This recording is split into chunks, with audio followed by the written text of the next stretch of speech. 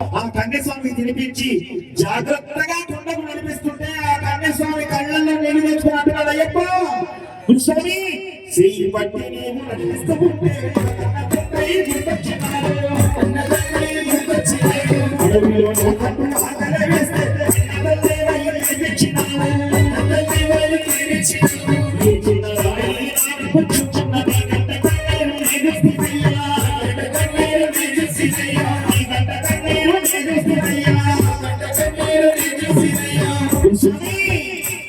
రుణమనేది అయ్యాలి చెప్పాలయ్యా